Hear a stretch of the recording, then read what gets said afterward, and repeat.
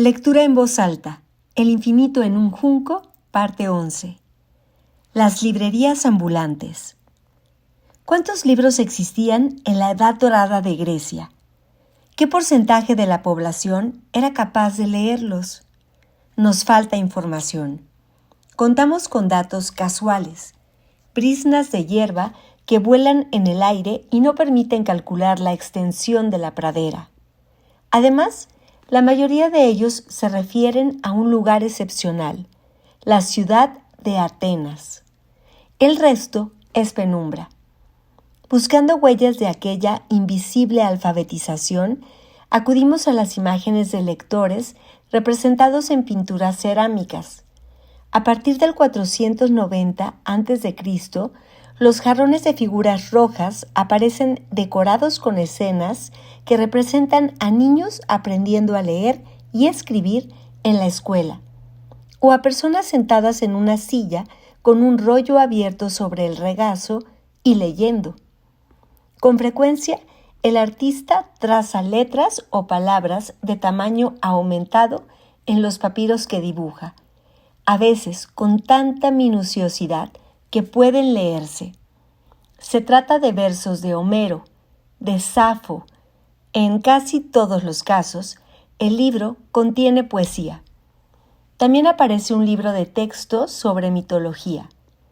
Lo más llamativo es que los protagonistas habituales de estos pequeños cuadros son mujeres, pero, paradójicamente, en las escenas escolares no aparecen niñas.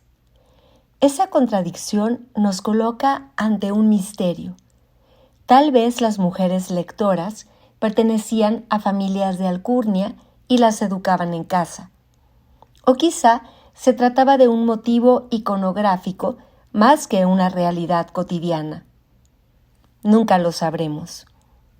En una lápida fechada entre el año 430 y el 420 a.C., aparece esculpido un joven de perfil, absorto en las palabras de un rollo que despliega sobre sus rodillas, la cabeza en ligera inclinación, las piernas cruzadas a la altura de los tobillos, justo en la misma postura en la que yo escribo ahora mismo.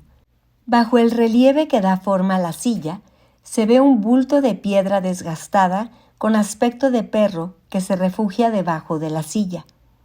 El relieve comunica el sosiego de las horas pasadas entre libros. Aquel ateniense fallecido amaba tanto la lectura que se la llevó a su tumba. En el tránsito del siglo V al VI a.C., aparecen en escena por primera vez unos personajes hasta entonces desconocidos, los libreros. En esa época, la nueva palabra bibliopalae, vendedores de libros, asomaba en los textos de los poetas cómicos atenienses. Según nos cuentan, en el mercado del Ágora se instalaban tenderetes de venta de rollos literarios entre puestos que ofrecían verdura, ajo, incienso y perfumes. Por un dracma, dice Sócrates en un diálogo de Platón, cualquiera puede comprar un tratado de filosofía en el mercadillo. Sorprende que existiera ya una disponibilidad tan fácil de libros y más aún de obras filosóficas difíciles. A juzgar por su reducido precio, seguramente se tratará de copias en formato pequeño o de segunda mano. Poco sabemos sobre los precios de los libros. El coste de los rollos de papiro sugiere que la norma oscilaba entre 2 y 4 dracmas por ejemplar, el equivalente a la paga de un jornalero de 1 a 6 días. Las altas cifras mencionadas de los ejemplares raros, Luciano de Samosata habla de un libro que rondaba los 750 dracmas. No son índice de los precios normales de los libros ordinarios. Para las clases prósperas, incluso en sus peldaños más modestos, los libros eran una mercancía relativamente asequible. A finales del siglo V a.C. empezó ya la inmemorial tradición de burlas contra los ratones de biblioteca cuyo arquetipo será Don Quijote. Aristófanes, dando la bienvenida con sorna a la intertextualidad, se ríe de los escritores que exprimen sus obras a partir de otros libros. Otro autor de comedia utilizó una biblioteca privada como decorado de una escena. En ella, un maestro enseña con orgullo al famoso héroe Heracles sus estantes repletos de libros de Homero. Hesíodo, los trágicos y los historiadores. Coge cualquier libro que te guste y luego léelo. Hazlo con calma, mira los títulos. Heracles, que en la comedia griega siempre aparece representado como un glotón, elige un libro de cocina.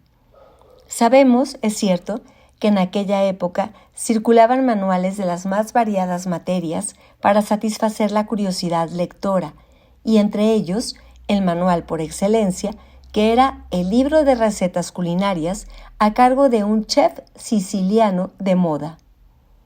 Los libreros atenienses contaban con clientes de ultramar. Se inició la exportación de libros. El resto del mundo griego buscaba la literatura creada en Atenas, en especial libretos de tragedias que eran el gran espectáculo de la época. El teatro ático cautivaba incluso a quienes aborrecían el imperialismo ateniense, como sucede ahora con la poderosa industria del cine norteamericano. Genofonte, que escribió en la primera mitad del siglo VI a.C., cuenta que en la peligrosa costa de Salmideso, hoy Turca, encontró el litoral sembrado de despojos de naufragios. Había camas, cajas pequeñas, muchos libros escritos y otras cosas de las que los mercaderes suelen transportar en cajas de madera. Tuvo que existir una cierta organización para abastecer el mercado librario y personas que regenteaban talleres de copia. Pero no tenemos datos para reconstruir su envergadura y funcionamiento, y por tanto nos adentramos en el tembloroso territorio de la suposición. Seguramente los talleres harían copias de libros con el permiso de aquellos autores que buscasen un público algo más amplio que su círculo de amigos, pero también reproducían textos sin consultar a los creadores. En la antigüedad desconocían los derechos de autor. Un discípulo de Platón encargó copias de las obras de su maestro y se embarcó rumbo a Sicilia para venderlas. Tuvo la astucia de adivinar que allí había mercado para los diálogos socráticos. Sus contemporáneos dan a entender que esa iniciativa de venta le valió una pésima reputación en Atenas, pero no por apropiarse del copyright de su maestro, sino porque se había metido en negocios, algo absolutamente plebeyo e impropio de un hombre de buena cuna que además pertenecía al círculo de Platón. La Academia Platónica tuvo, sin duda, una biblioteca propia, pero la colección del Liceo Aristotélico debió de superar con creces a todas sus predecedoras. Estrabón dice de Aristóteles que fue el primero que sepamos que coleccionó libros. Se cuenta que Aristóteles compró todos los rollos que poseía otro filósofo por la inmensa suma de 3 talentos, 18,000 dracmas. Lo imagino acumulando durante años, en un continuo goteo de dinero, los textos esenciales para abarcar todo el espectro de las ciencias y el arte de aquella época. No habría podido escribir lo que escribió sin una lectura constante. Un pequeño rincón de Europa empezaba a ser devorado por la fiebre de los libros. Aristóteles habla de autores de tragedia que escribían más para los lectores que para el público de los teatros. Añade que sus libros tienen gran circulación. ¿Qué podría significar una gran circulación en aquella época germinal? Otra frase atribuida a Aristóteles revela un mundo agazapado. Cuenta que los libreros transportaban grandes cantidades de libros en carros. Tal vez se refiera a buhoneros que llevaban la literatura por los caminos, traqueteando de aldea en aldea a campo raso. En realidad, como dice Jorge Carrión, las librerías sedentarias son una anomalía moderna en una tradición sobre todo nómada y poética. Fueron viajeros quienes nutrieron de manuscritos la biblioteca de Alejandría, mercaderes de tinta y papel quienes empujaron ideas como ruedas por la ruta de la seda, vendedores ambulantes de libros usados, entre otras mercancías, quienes se instalaban en posadas y en ferias hasta ayer mismo, después de recorrer grandes distancias cargados con baúles, cajas voluminosas y tenderetes de quita y pon. Hoy son los bibliobuses y los biblioburros, dependiendo de la geografía, los que mantienen viva la vieja costumbre de los libros trotamundos. La librería ambulante de Christopher Morley relata esa existencia nómada. En los Estados Unidos, en los años 20 del pasado siglo, el señor Mifflin recorre el mundo rural norteamericano en un extraño carruaje con aspecto de tranvía tirado por un caballo blanco. Cuando levanta las cubiertas laterales, resulta que el alargado vagón es un puesto de libros, estanterías sobre estanterías, todas repletas. Dentro de la caravana no faltan comodidades, una estufa de aceite, una mesa plegable, un catre para dormir, una silla de mimbre y geranios en las diminutas repisas de las dos ventanas. Durante muchos años, el señor Mifflin había ejercido de maestro en una escuela rural, partiéndose el lomo por un salario miserable. Por razones de salud, decide irse a vivir al campo. Construye con sus propias manos su carromato, al que bautiza como Parnaso ambulante, y compra una buena cantidad de libros en una tienda de segunda mano en Baltimore. Aunque no le faltan ni la picardía ni la labia del comerciante, Mifflin se considera un predicador de los caminos llamado a divulgar el evangelio de los buenos libros. Zarandea su mercancía de granja en granja, por las rutas polvorientas donde conviven los carros de madera con los primeros automóviles fabricados en serie. Cuando llega junto al porche de una casa de campesinos, baja de un brinco desde el pescante, atraviesa el corral donde las gallinas rascan el suelo y se esfuerza por convencer a una mujer que pela patatas de la importancia de leer. Intenta convertir a los granjeros a su credo entusiasta. Cuando le vendes un libro a alguien, no solamente le estás vendiendo 12 onzas de papel, tinta y pegamento. Le estás vendiendo una vida totalmente nueva, amor, amistad y humor, y barcos que navegan en la noche. En un libro cabe todo, el cielo y la tierra. En un libro de verdad, quiero decir. Repámpanos. Si en lugar de librero fuera panadero, carnicero o vendedor de escobas, la gente correría a recibirme, ansiosa por recibir mi mercancía. Y heme aquí, con mi cargamento de salvaciones eternas. Sí, salvación para sus pequeñas y atribuladas almas. Y no vea cómo cuesta que lo entiendan. Las gentes de tez curtida y manos amoratadas por la escarcha nunca han tenido oportunidad de comprar literatura, y menos de que alguien les explique lo que ésta significa. Mifflin ha comprobado que cuanto más se adentra en el campo, menos libros se ven, y los que encuentra son peores. Con su peculiar elocuencia, clama que haría falta un ejército de libreros como él, dispuestos a visitar en persona a los hogares de los labradores, contar cuentos a sus hijos, hablar con los profesores de las pequeñas escuelas y presionar a los editores de revistas agrícolas hasta conseguir que los libros circulen por las venas del país. En resumen, llevar el santo grial a las remotas granjas de Maine. Si esa era la situación en Norteamérica ya entrado el siglo XX, ¿cómo sería la de aquellos mercaderes que menciona Aristóteles, entre los olivares soleados, cuando los libros eran jóvenes y todo sucedía por primera vez? La región de la cultura. Alejandro había desencadenado el vértigo y los terrores de la globalización. Hasta entonces, La mayoría de los griegos habían sido ciudadanos de pequeñas naciones que abarcaban poco más que una población y sus inmediaciones. Cada uno de esos países mínimos se enorgullecían de su propia política y su propia cultura. Eran fieramente independientes y se enzarzaban en escaramuzas frecuentes con sus vecinos en nombre del amor a la libertad.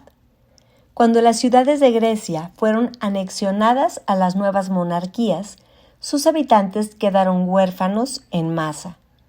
Las orgullosas comunidades se tambalearon al dejar de ser centros independientes para convertirse en una vasta periferia imperial. Los que el día anterior habían sido ciudadanos eran ahora súbditos.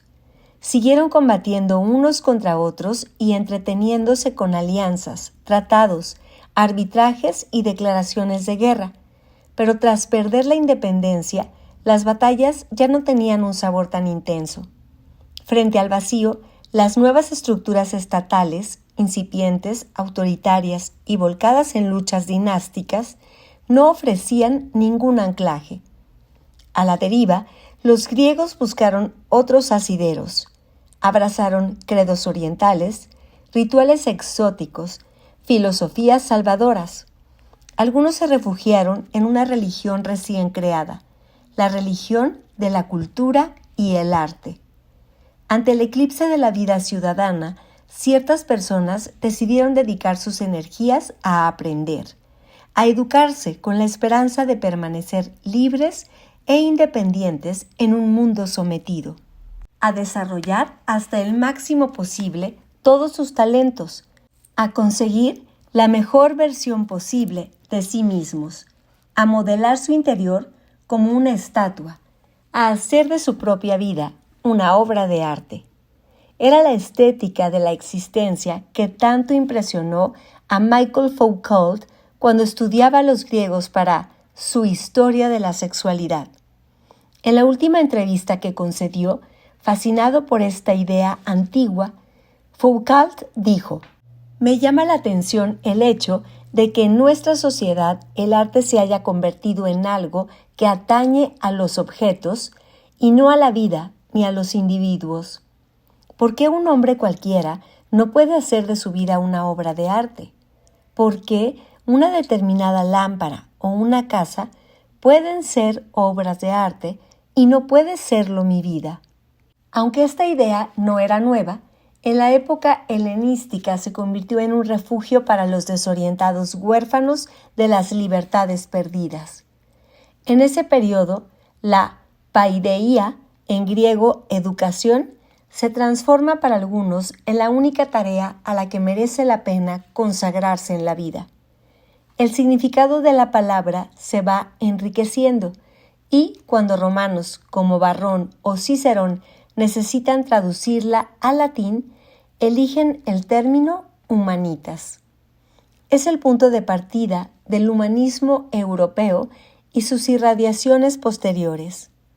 Los ecos de esta constelación de palabras no se han apagado todavía. La Enciclopedia Ilustrada rescató la antigua paideia, que desciende de la expresión de Cleoclos, paideia, que todavía hoy resuena en el experimento global y políglota de la Wikipedia. A veces se olvida que esta antigua fe en la cultura nació como un credo religioso, con su lado místico y su promesa de salvación. Los fieles creían que, en la vida de ultratumba, las almas de los elegidos vivirían en praderas regadas por frescos manantiales, donde habría teatros para los poetas, coros de danza, conciertos y coloquios alrededor de la mesa de eternos banquetes, en este caso, regados con vino generoso. Sería un lugar celestial para los filósofos más charlatanes. Allí nadie se irritaría con ellos ni les pediría que cerrasen la boca de una vez. Por eso encontramos en tantos monumentos funerarios, epitafios, bajorrelieves o estatuas, el recuerdo de la cultura de los difuntos.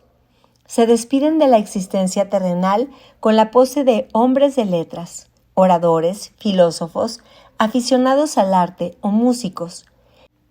Esas tumbas no pertenecen, como se creía en un principio, a intelectuales de oficio, profesores o artistas. Ahora sabemos que, en la mayoría de los casos, eran comerciantes, médicos o funcionarios, pero querían ser recordados por un único motivo, porque se iniciaron en la labor de la inteligencia y las virguerías del arte, saberes protegidos por las musas. Lo único que merece la pena es la educación, escribe en el siglo II un seguidor de este culto.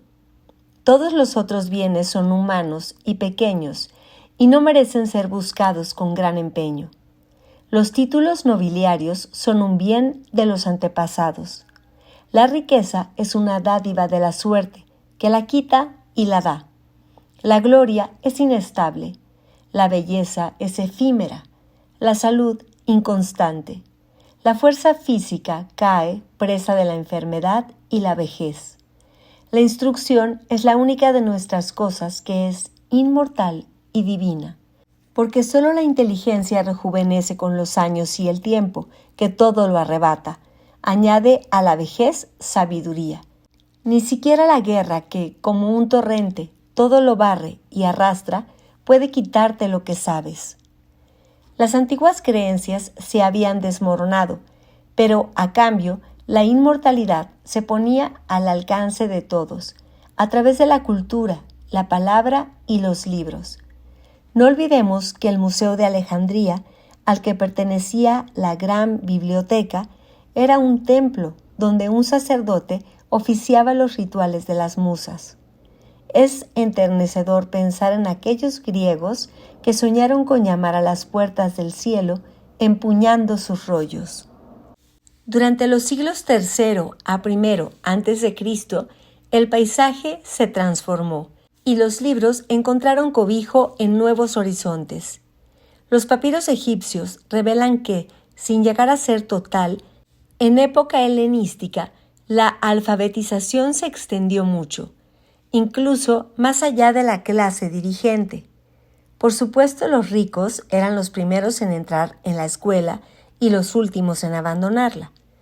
No obstante, al menos en la Grecia europea, los niños de condición libre tenían más opciones que en ninguna otra época de recibir una educación primaria. Las leyes escolares de Mileto o de Teos así lo dan a entender. La legislación de esta última ciudad aclara que la enseñanza básica se dirigía por igual a los niños y a las niñas, y al parecer era un hecho extendido. Es más, en un gran número de ciudades del Egeo y Asia Menor, hubo una floreciente oferta de enseñanza para chicas de familia adineradas. Por fin se abren rendijas que permiten atisbar la entrada de niñas estudiantes en las aulas y las primeras generaciones de lectoras. La posibilidad de educarse estaba expandiéndose a través de inmensas extensiones geográficas. Se podría hacer una larga lista de intelectuales nacidos en ciudades insignificantes con nombres sonoros y lejanos, como Cotieo, Eucarpia, Rodiápolis, Amasia, Seleucia del Euleo. No solo se fundaron bibliotecas en las capitales, la Biblioteca de Alejandría y su rival de Pérgamo. Instituciones culturales más modestas nacían también en la periferia. Una inscripción del siglo II a.C., encontrada en la pequeña isla de Kos, recuerda las donaciones de varios patrocinadores privados a la biblioteca local. A lo largo y ancho de los dos nuevos continentes invadidos por los macedonios, África y Asia, los teatros, los gimnasios y los libros expresaban la conciencia de su identidad griega. Para los indígenas, dominar la lengua de sus gobernantes leyendo a Tucídides y a Platón ayudaba a escalar hasta posiciones de prestigio. Los conquistadores, claro, imponían su cultura, convencidos de estar civilizando bárbaros. En un lugar tan remoto como Ai-Khanoum, en Afganistán, se conservan textos griegos grabados en piedra, sin duda llegados hasta esas lejanías en el vehículo de los libros, cada vez más viajeros. Algo llama la atención. Los escritores de esta enorme extensión geográfica leían y citaban a los mismos autores, empezando por Homero y llegando a Aristóteles y Menandro. Haber aprendido a escribir y leer con esos libros era casi lo único que tenían en común un griego nacido en el actual Irán y otro nacido en Egipto, los dos tan lejos de casa.